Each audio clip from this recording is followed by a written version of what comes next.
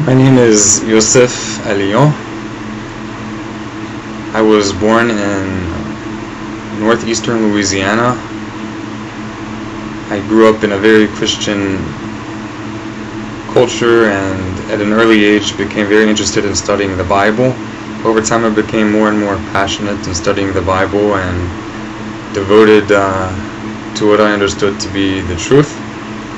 And in seeking to live as a devoted Christian and to follow in the paths of Christ, I made most of my spare time become consumed in study of the Bible and spreading the message of the gospel, God's free gift of salvation through His Son. The more I studied,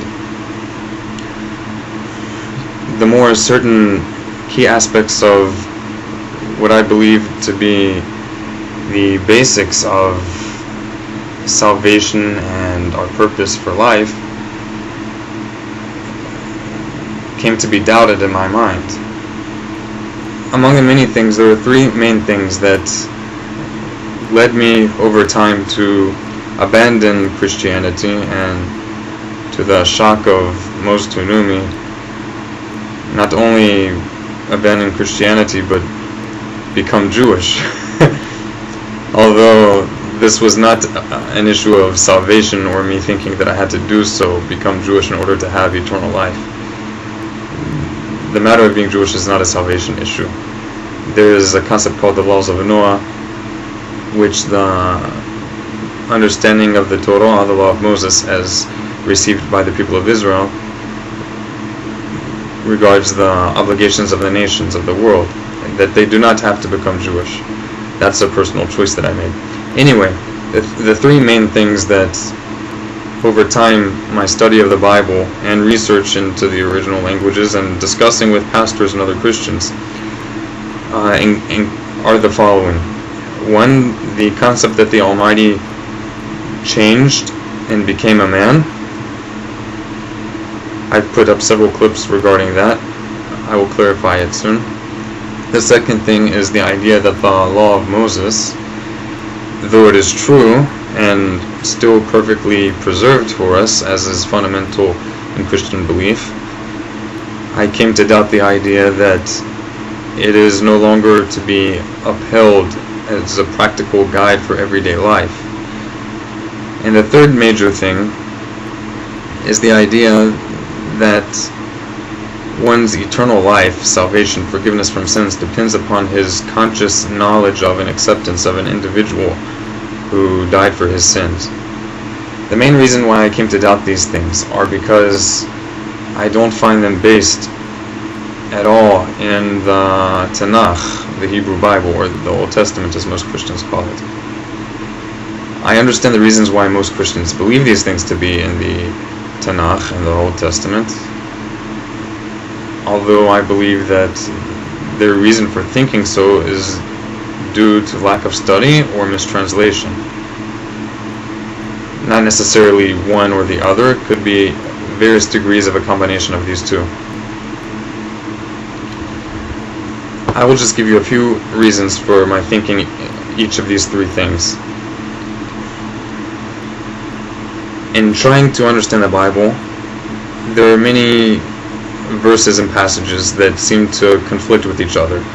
So if one wants to make any sense of it, he should strive to find the most consistent way of understanding various apparently contradictory passages in regard to each topic that he's studying. I came to understand that the most consistent way of understanding the Bible with regard to the Almighty is that He is an absolute one, incomparable to any unity or oneness in creation. This is not merely a philosophical thing. There are many passages in the Bible which indicate this. Among them, you can find in the book of Hosea, chapter 11, verse 9, that the Almighty says that He is not a man. Ki el onochi v'lo ish, for I am God and not a man. In the book of Malachi, chapter 3, verse 6, we find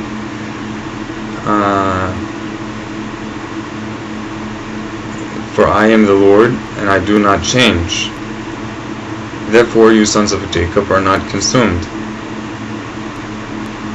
From this, we find that the Almighty is not subject to time. He doesn't change.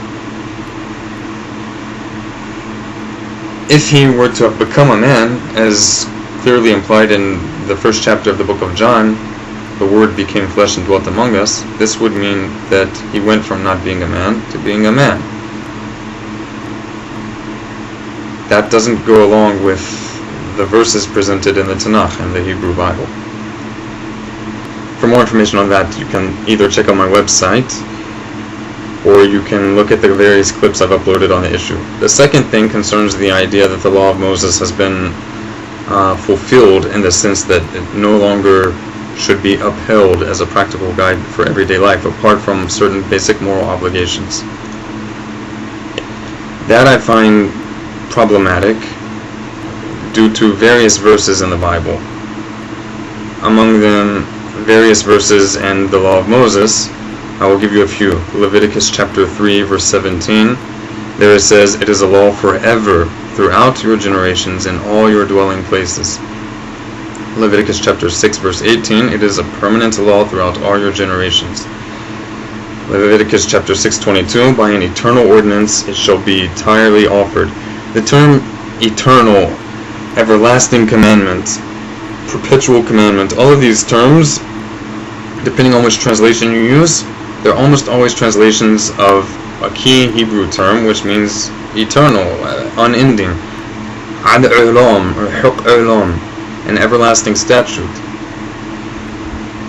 There are many of such passages. Just do search in any Bible website and you will come across them. Numbers chapter 15 verse 15 says, "As for the community of Israel, there shall be one law for you and for the one who immigrated or joined with you, an eternal law throughout your generations. As you are, so shall the immigrant or the convert be before the all-transcendent one." Numbers chapter 19 verse 21, "It is a law forever for them." Deuteronomy chapter 29 verse 29 says,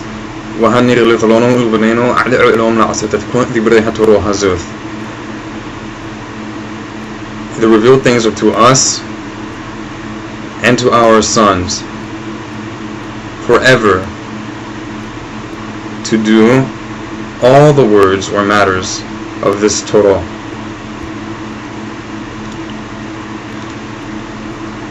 The third thing concerns the idea of our salvation, eternal life, depending upon an individual who gave up his life or was a sacrifice. The problem with this is that, for example, even let's take Isaiah chapter 53 and assume that it's the Messiah. You will find nowhere in this chapter that the atonement made by this suffering servant is only effective for those who are consciously aware of the individual who suffered. Even if this is what's written, it must be understood in the context of the law of Moses. Otherwise, it would be contradicting the law of Moses. And as we find taught in the law of Moses, the first eternally binding revelation given by the Almighty to man, we find a concept in Deuteronomy chapter 13, that the way in which we know whether a prophet is a false prophet is by whether he seduces or leads the people of Israel astray, away from the path in which the all-transcendent commanded them to walk, as it says in Deuteronomy 13 verse 5, that he will seduce you to go away from the path in which the all-transcendent, your exceedingly powerful authority, commanded you to walk. It's understood throughout the Bible that the path in which he commanded them to walk was according to the law of Moses. For example, 2 Kings 23 verse 3 through 25.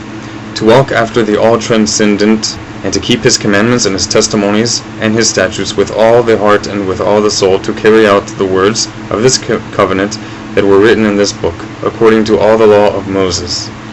These verses make me ask, does the New Testament teaching teach the Israelites to walk contrary to the law of Moses given by the Creator, who does not lie nor change?